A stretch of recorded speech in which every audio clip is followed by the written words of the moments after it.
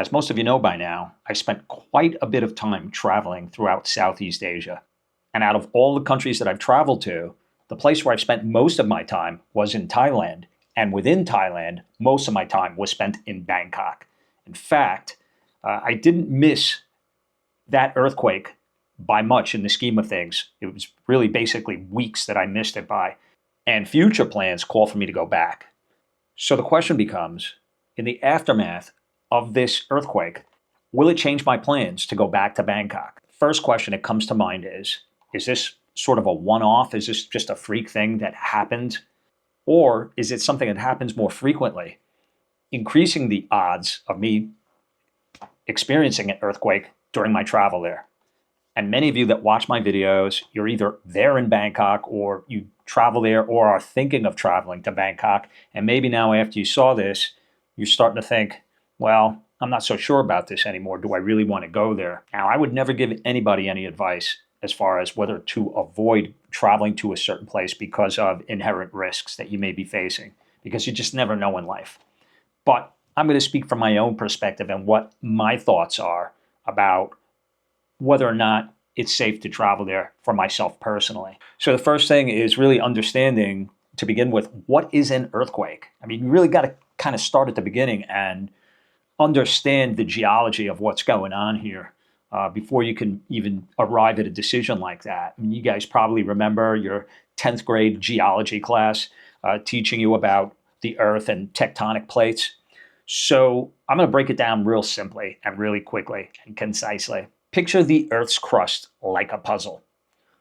The outer layer, the crust, isn't one solid piece. It's broken into huge slabs called tectonic plates. These puzzle pieces, these tectonic plates, are constantly moving, very slowly, but they do move. And they can slide past each other. They can bump into each other, or they can pull apart. And when these plates try to move, the edges can get stuck. So what happens is they build up pressure. And eventually, the pressure becomes so much that the stuck edges suddenly slip or break free, and that sudden movement releases a huge amount of energy.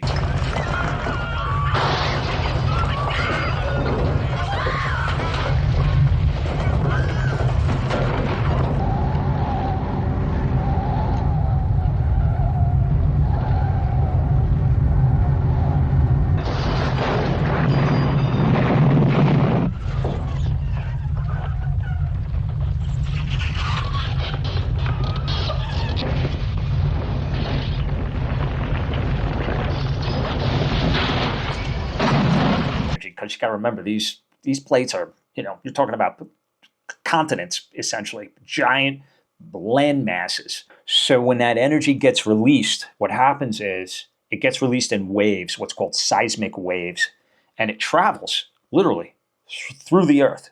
Very similar to ripples in a pond when you throw a rock and you see the ripples, those waves that go and they just keep going.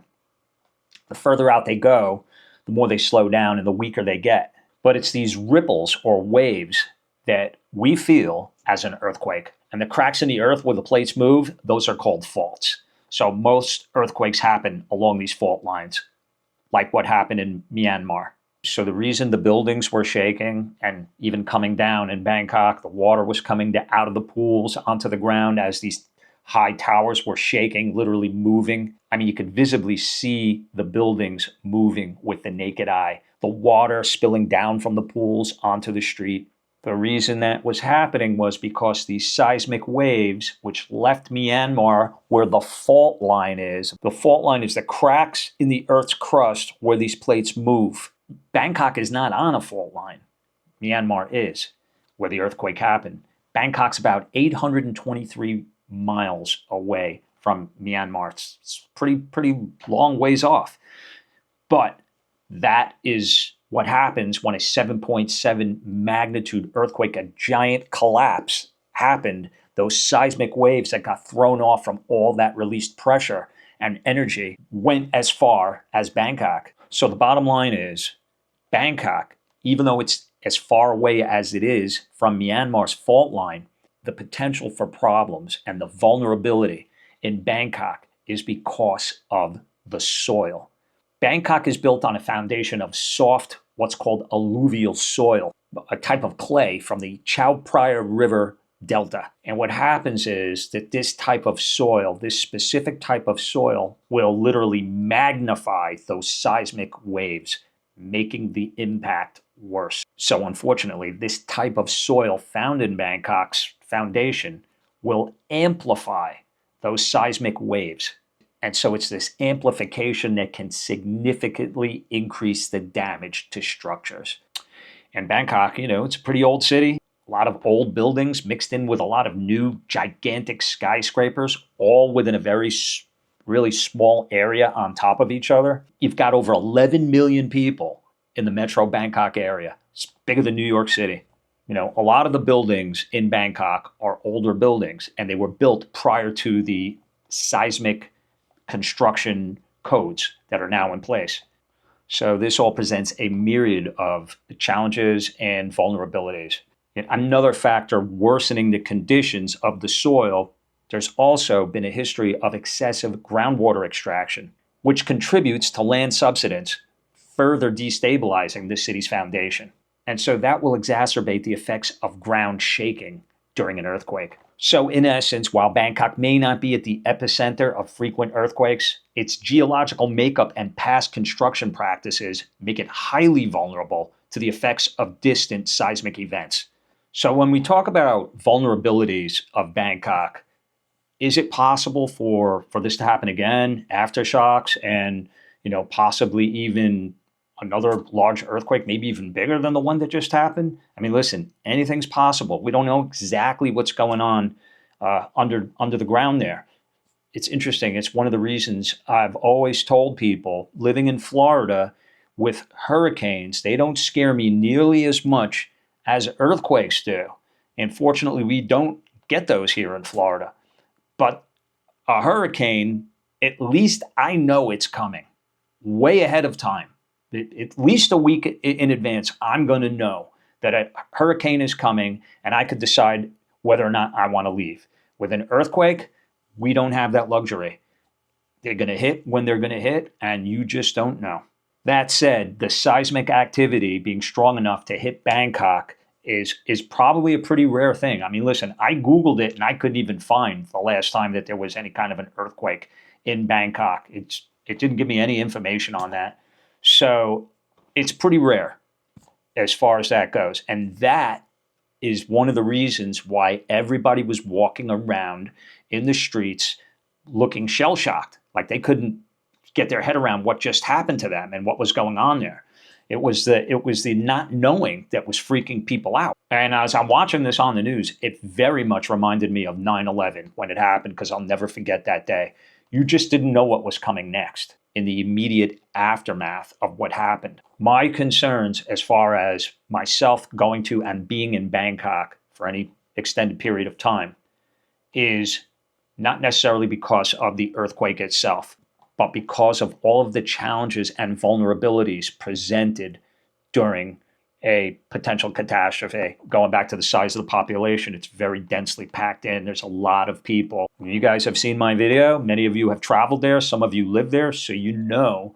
We already talked about the age of many of the buildings in the city and the fact that they predate the codes that have been put in to protect against any kind of seismic calamity. But in addition to the building structures, there's also the traffic and the difficulty of getting through town if suddenly there's a mass of people, everybody literally getting out of their buildings and onto the street and trying to get from place to place. That could present a very challenging moment. Yeah, and the other thing that would concern me is the overhead BTS SkyTrain. I certainly wouldn't find myself walking underneath the BTS SkyTrain. It hovers above the city, constructed on a 9-meter wide viaduct. The stations and tracks are elevated 12 meters above the road median. They're supported by cast concrete pillars using a span-by-span assembly method. So while they're well built and, from the looks of things, well constructed and not problematic whatsoever, you're talking about an earthquake that can shake things up. So it's just something, once again, in terms of vulnerability. I wouldn't find myself walking underneath it during or right after a seismic event. So now that we understand how this happened in Bangkok, a place that's far removed from the fault line of where this earthquake began, the question is, how do I feel about traveling to Bangkok? Am I worried? Is this going to preempt me from ever going back there? The answer is no. While I am on guard wherever I travel, whenever I travel, I look and I listen, I keep my eyes and ears open. I'm a believer in you got to live your life. Listen, when you see these giant buildings, these tall skyscrapers, just imagine these poor folks that were in the swimming pool when that was happening, not knowing what was going on. You're on top of that building and you're in that pool, and you got to be thinking, man, is this building going over? Like it's like a bad dream. So these are all possibilities. I mean, a meteor could come through this window right now. There's no guarantees in life. We are floating around on a giant rock through space. Anything's possible. But I like to live my life. I feel pretty safe in Bangkok. Yes, you have the problem with the weak soil, but I feel that it's not an area that is prone for this to happen on a consistent basis. I hope that I'm right about that. But this will not stop me from going to Bangkok. Just pay attention to travel advisories and information to keep you safe wherever you may travel. But as for me, I will be going back to Bangkok, and you will see me there soon. Stay tuned, and thanks for watching.